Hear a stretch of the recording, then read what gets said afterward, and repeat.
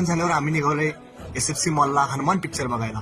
तर हा आहे आमचा सांगलीचा एकुलता एक SFC मॉल.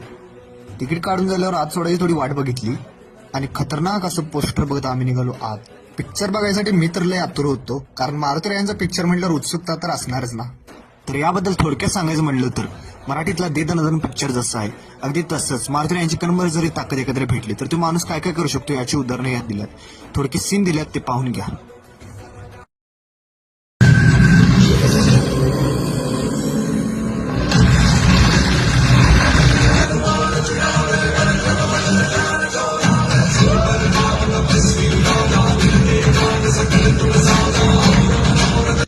अंगावर काटा आणणार पिक्चर होता.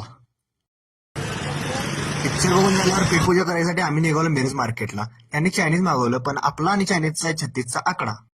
त्यानंतर गेलो आम्ही भेळच्या गाड्यावर. काहीतरी वेगळं